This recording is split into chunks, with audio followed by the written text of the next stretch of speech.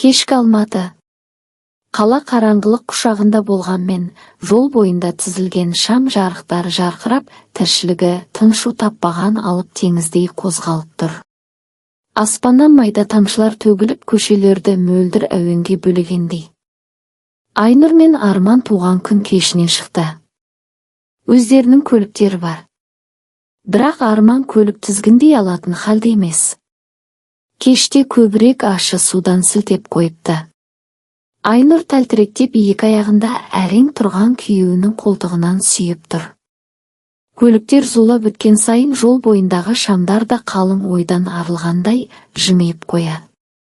Такси табу оңай емес, бірақ көп күттірмей, сұр түсті көлік баяу жылжып жандарына келіп тоқтады.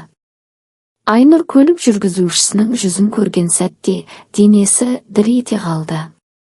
Есеңгірегені соншалықты, қолындағы кішкентай клатч сырғып жерге түскенде, жүрегі де сонымен бірге домалап кеткендей күй кешті.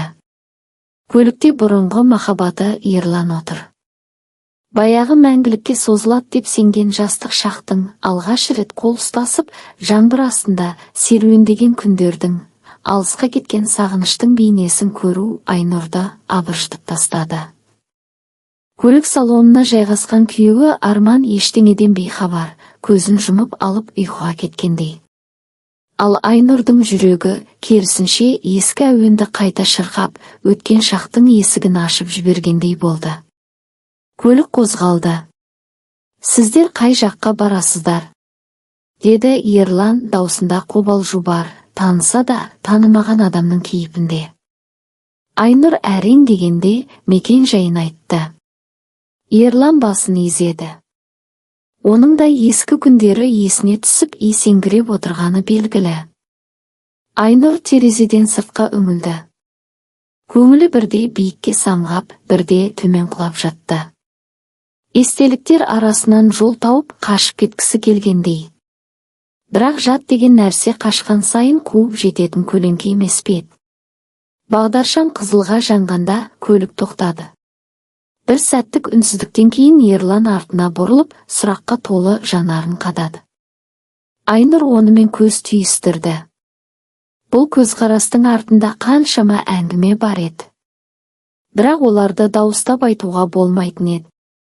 Бір-бірін танымайтындай, бірақ ішкі түйсік оларға бір сәтке уақыттың тоқтап қалғанын, әлемнің тек осы сәтте айналып тұрғанын сездірді. Ортада орнаған үнсіздік мың сөзден артық еді. Ішкі ойлары мен сезімдері аласапыран болып, бір-біріне үнсіз айып тақты. Үнсіздікпен бірге іштей өздерінің кінәларын мойындап та жатқандай күйде еді. Ерлан іштей неге үндемей отырмын? Тілім байланып қалды ма? Осы күнді жылдар бойы сарғайып сағындым емес пе? Неге менде сол күш жоқ? Тек қана бір сөз, бір көзқарас жеткілікті емес пе? Ол неге үнсіз отыр? Бәлкім мені танымады, мүмкін мені мүлдем ұмытқан болар. Мынау күйеуімен бақытты шығар деген ойлармен әлек болуда. Айнұрда іштей, қанша жылдар өтсе де, Ерланды ұмыта алмадым. Біз кездесуді армандадым. Бірақ дәл осы жағдайда жолығуын сұрамаған едім. Мені мүсіркейтін болды-ау, күйеуі маскүнем екен деп. Мен оған дәл осы қалпымда жолыққым келмеген еді. Жүрегім неге жиі соғып жатыр? Кеудемнен шығып кетер ме екен, қайтер екен? Ол неге үнсіз отыр? Мені бәлкім танымаған болар. Құшақтағым келеді. Кеудесіне басымды қойып, сағынышымды басқым келеді. Бірақ оның да бұл күнде өзінің отбасы бар шығар. Мені не қылсын? Маған деген реніші басылмаған болар. Әскерден келуін күтпей, әке-шешемнің айтқанынан шыға алмай, басқаға күйеуге тиіп кеттім. Сонда да сені ұмыта алмадым, Ерлан деп ойлап отыр. Бірнеше минуттан кейін олар межелі жерге жетті. Айнұр таксидің ақшасын төлеп, былқ-сылқ еткен күйеуін сүйіп көліктен түсті. Көліктің есігін жауып жатып, Ерланға қаратты. «Қош бол» деді. Ерлан төмен қарады. Оның бас изегені қоштасу ма, әлде үнсіздікке жауабы ма белгісіз. Көлік қайта қозғалып, қараңғылық қойнауына сіңіп бара жатты. Көлік кеткен соң Айнұр терең дем алды. Өткен шақ сарғайған суреттердей естелікте қалған, ал бүгінгі өмірі ақ параққа жаңа жазылған жолдардай таза. Сол таза қалпында сақтап қалғысы келеді, бірақ жүрек құрғыр көліктің ізінен жүгіріп кеткендей жаны да қинала бастады. Жүрекке әмір жүрмейді екен. Күлімкөз өткен шақ қайта оралып, жасырын тілектерге жол аша бастады. Алғашқы кездесу кездейсоқтықтың көлеңкесінде қалған бейкүнә сәттер болса, кейінгісі саналы түрде жасалған қадам еді. Айнұр Ерланның телефон нөмерін біледі. Жолақысын оның шотына аударған кезде сақтап алған. Үйіне келіп, байыз тауып отыра алмаған ол хабарлама жазып жіберді. Телефонда қысқа ғана сөйлескен екеуі ертеңіне кездесуді ұйымдастырды. Жұмыста кешке дейін жиналыс бар, деді Айнұр ертеңіне күйеуі Арманға. Достармен жолығамын, деді Ерлан да әйеліне сол күні. Ал шын мәнінде олар қала шетіндегі шағын кафеде кездесті. Кездесулері тек сыпайы сөйлесумен, сырласумен ғана шектелді. Оларға осының өзі де жеткілікті еді. Тән қалауы емес, жан қалауы қайта табыстырған еді оларды. Кезекті кездесуде Ерлан оны құшақтап тұрып, бәрін тастап кетіп қалсақ қайтеді, деп сыбырлады. Айнұр оның қолдарын қағып тастап, қалай? Менің отбасым, балам бар. Мен де үйленгенмін. Бірақ сенсіз өмір сүргім келмейді. Бұл сөздер Айнұрдың жүрегін шымырлатты. Ол да осыны сезетін. Бірақ шындық тым қатал еді. Өткен шақты қайтара алмайсың, уақытты кері бұра алмайсың. Ерлан, біз бұл жерде не істеп жүрміз? Тереңдеп кетпей тұрғанда тоқтатқанымыз дұрыс, деді Айнұр. Бірақ мен сені әлі күнге сүйемін. Сен ше? Айнұр көзін төмен салып, баяу ғана. Мен де. Осы бір әлсіз, бірақ шынайы сөз Ерланды шындыққа сендіргендей болды. Ол Айнұрды бауырына басып маңдайынан сүйді. Осы сәтте уақытта, қалада, әлемде тоқтағандай еді. Бірақ бұл қарым-қатынастың соңы қайда апарарын екеуі де білмейтін. Олар әлде қашан қайта жолды өшіріп тастағандай еді. Бірақ екеуінің де отбасы бар. Екеуі де осы жерден тоқтағысы келеді. Сезімдері айқасуда. Екінші рет кездескенде олар саябақта жай ғана серуендеп жөндеріне тарқасты. Айнұр үйіне келгенде тағдырдың тосын сый күтіп тұр еді. Күйеуі Арман суық қарсы алды. Қайда болдың? Деді зілді үнмен. Бұл сұрақтың астарында найзағайдай жарқ еткен күдік бар еді. Айнұр жүрегі дүрсілдеп қолындағы сөмкесін қыса ұстады. Жұмыста жиналыс болды. Арман оның көзіне тік қарады. Өтірік айтпа. Мен бәрін білемін.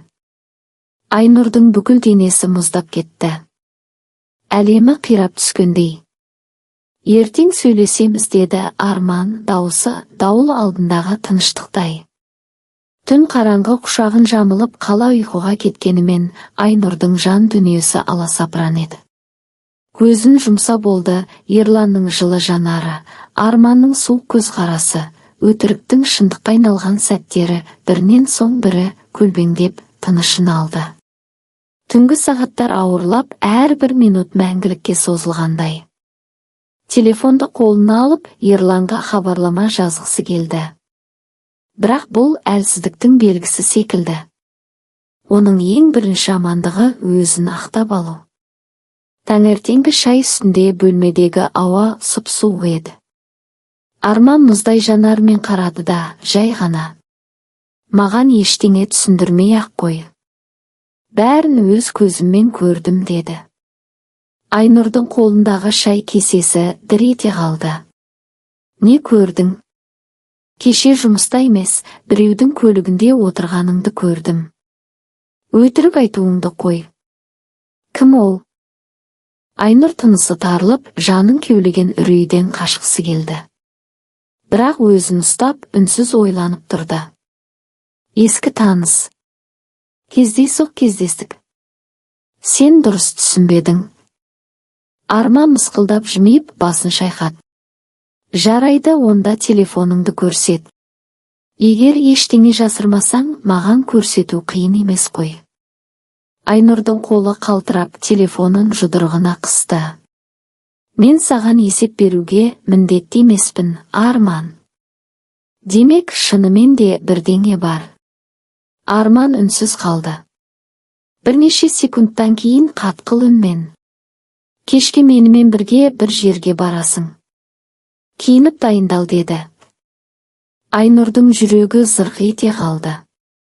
Қайда баратынын сұрауға батпады, бірақ әлдененің дұрыс емес екенін жан жүрегімен сезді. Кеш түсті. Қала шамдары бірін-бірі алмастырған жұлдыздардай жарқырайды. Бірақ Айнұр үшін бұл түннің жарығы жоқ еді.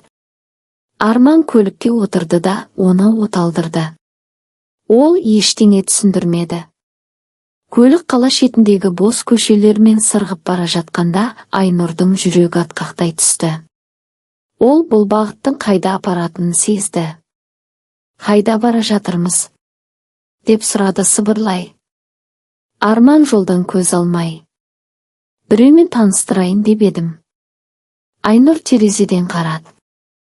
Қала баяу артта қалып барады. Көп ұзамай көлік жеке үйлер орналасқан тыныш ауданға келіп тоқтады.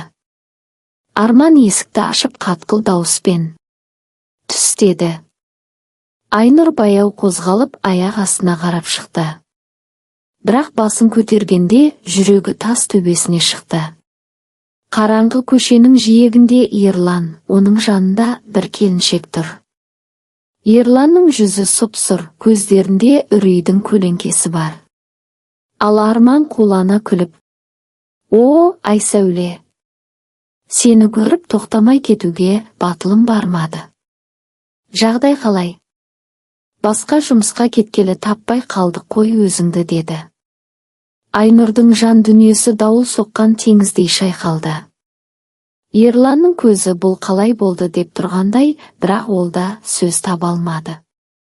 Айсәуле жай ғана жымиып Арманмен хал жағдай сұрасып болған соң: «Бұл жақта не істеп жүрсіңдер?» деді. Арман: «Жай осы көшемен кетіп бара жатқан едік. Сені байқап қалып амандаса кетейін деген едім». «Күйеуің ба?» деп Ерланды меңзеді де: «Бұл менің келіншегім Айнұр» деді, көліктен түсіп келе жатқан Айнұрды көрсетіп. Сосын: «Ал жақсы, онда біз асығыс едік. Телефоның сол баяғы номер ма? Хабарласамыз ғой» деп қайта көлікке міне бастады. Айнұрдың көліктен түсуінен қайта мінуі тез болды. Көліктегі екеуінің арасында үнсіздік орнады. Бұл тыныштық тым ауыр еді. Ол шын мәнінде тыныштық емес, айқайсыз соғыс, көзге көрінбейтін шекара еді. Арман да ой құшағында. Бұл жаққа келіншегін әкелгендегі мақсаты Ерланның үйін сыртынан көрсету еді. Оның көлігін ізінен аңдып отырып, осы жерде тұратынын біліп алған. Сол арқылы келіншегіне: «Мен бәрін білемін, кіммен кездесіп келгеніңді. Менен ештеңе жасыра алмайсың. Егер ойың бұзылып жүрсе, сені есекке теріс мінгізіп, осы жерге әкеліп тастаймын» деп ескертпекші еді. Айсәулені оның келіншегі екенін де білмеген. Екеуін бірге көріп сасып қалғаны да рас. Көлігіне қайта тез мініп кетіп қалғаны да сондықтан еді. Сол күннен бастап Арман жұмыстан кеш қайтатынды шығарды. Айнұр оны күтпейтін болды. Бір үйде өмір сүрсе де, екеуі екі бөлек әлемнің адамындай сезінетін. Айнұр алғашқы махаббатының торына түсіп, отбасын қиратып ала жаздағанын түсінді. Ерланмен байланысты осы кезде ақ үзді. Екі рет кездесіп үлгергенмен араларында ештеңе болған жоқ. Күйеуінің ақ төсегін былғамады. Сонда да күдікшіл күйеу сен ойша менің көзіме шөп салдың деп кектеніп жүр. Ал Айнұр бәрін ұмытып, отбасының тыныштығын қайта орнатқысы келеді. Оған ақтала беруден ештеңе өзгермейтінін білген соң, соңында қолын бір сілтетте қойды. Бәлкім күйеуіне де осы керек шығар. Мені кінәлап, өз ойындағысын іске асырғысы келіп жүрген шығар деп ойлады. Күйеуі Арман расында да қатты өзгеріп кетті. Үйде қонбай 3-4 күндеп жоғалып, онысын түсіндірмейтінде болды.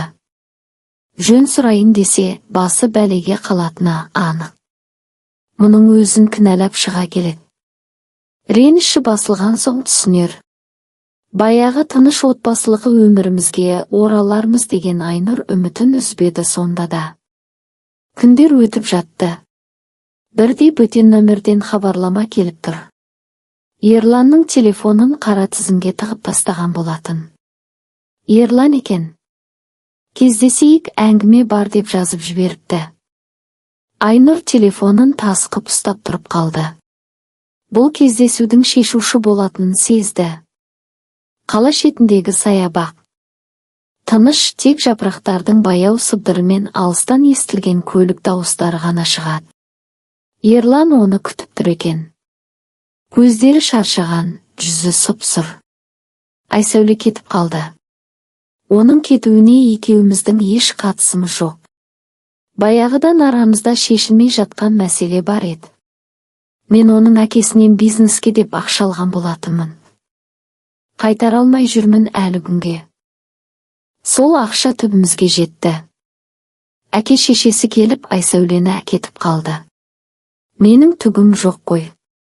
Менімен өмір сүрсе, Айсәуле қор болады екен. Келіншегімде үнсіз кете барды деді ол шылымын жерге тастап. Арман да менімен сөйлеспейді. Үйде бөтен адамдар сияқтымыз деп ақырын жауап берді Айнұрда. Екеуі ұзақ үнсіз отырды. Айнұр, біз не істейміз? Айнұр көзін жұмып, жанарындағы жасты ішке жұтып. Білмеймін. Мен отбасымды бұзғым келмейді. Айсәуле де біраз күннен соң қайта оралады. Ол жағынан қам жеме. Бізге бұдан бұлай кездесуге болмайды. Ұмыт, өткен шақ өткен күннің еншісінде қалсыншы деді. Ерлан оны жібергісі келмеді, бірақ бәрін түсінді. Бұл сенің соңғы шешімің бе? Иә. Қош бол, Ерлан. Айнұр бұрылып асығыс кетіп бара жатты. Ерлан оны тоқтатқысы келді, бірақ аяқтары жерге жабысып қалғандай қозғала алмады. Айнұр үйге келгенде үйдің суық екенін бұрын соңды сезінбегендей күй кешті. Үстел үстінде бір парақ жатты.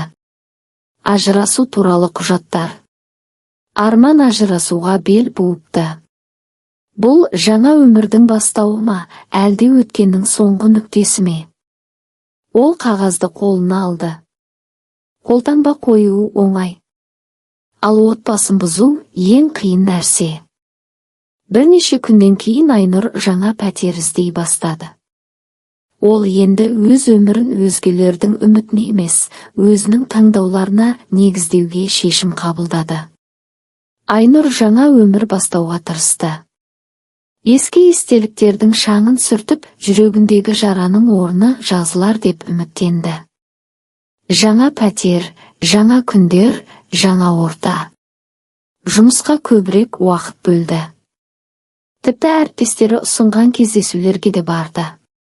Бірақ бәрібір жан дүниесінде бір бос кеңістік бардай сезінді.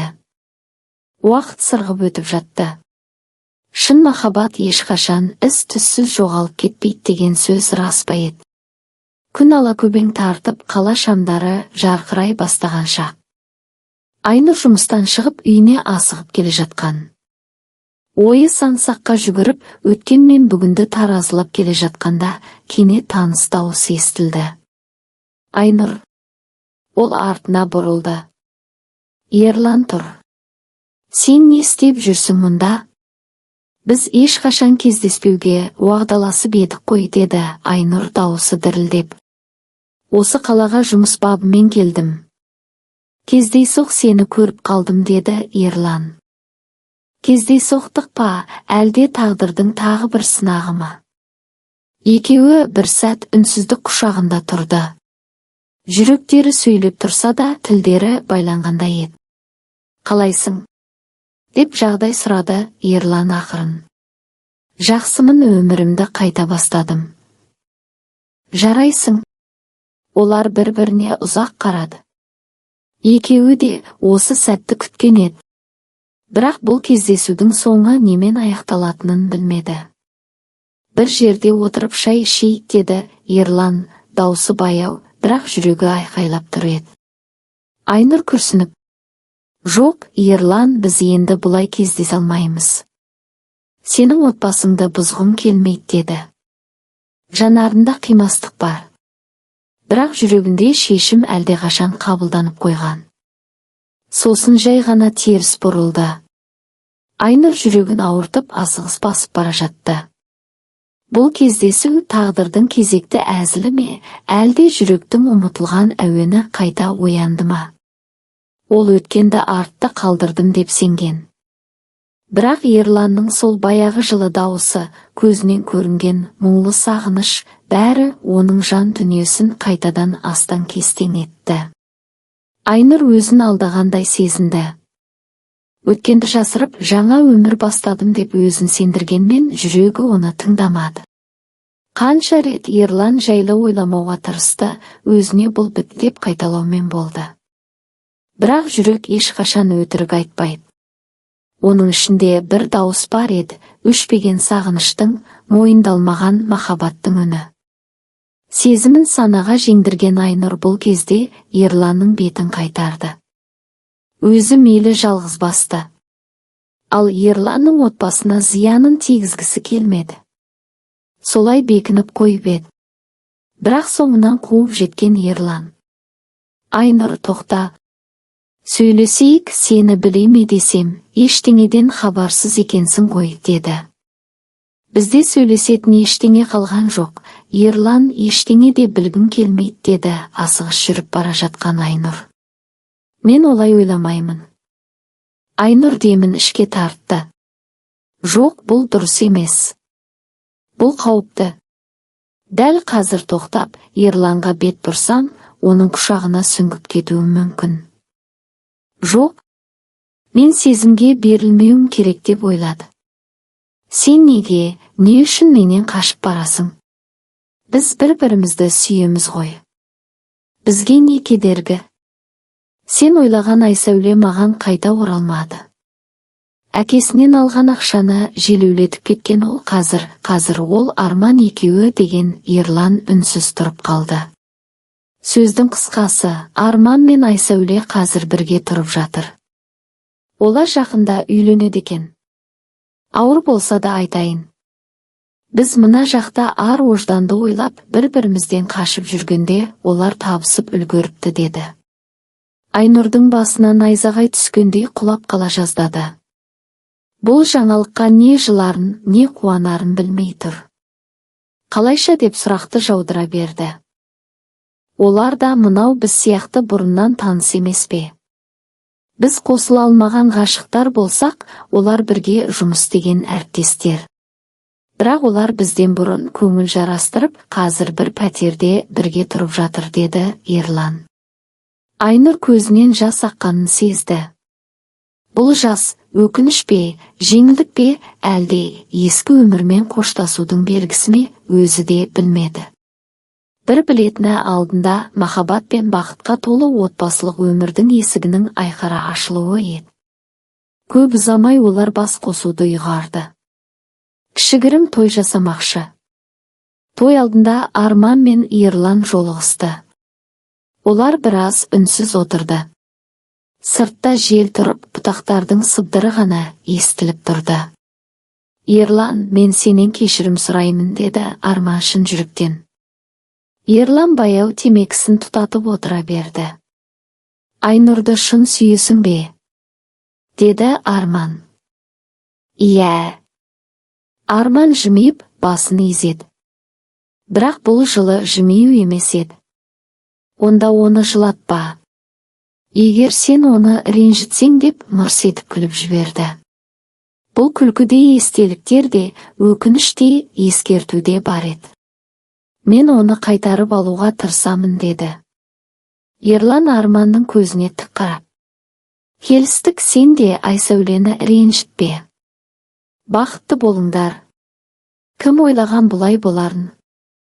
Алғашқы махаббаттың тұзағына түсіп қалмау үшін Айнұр екеуміз бұлқынып, екі жақта қашып жүрсек, сендер бізден бұрын табысып үлгеріпсіңдер. Бұйрық дейді мұны, тағдыр дейді мұны, деді Ерлан. Олар қол алысты. Бұл достық емес еді. Бұл бір-бірін үнсіз түсінудің белгісі болатын. Автор Анар. Құрметті тыңдарман, каналға тіркеліп лайк басып қолдап отырыңыздар. Бірер күнде каналға қызық, жаңа әңгіме шығады.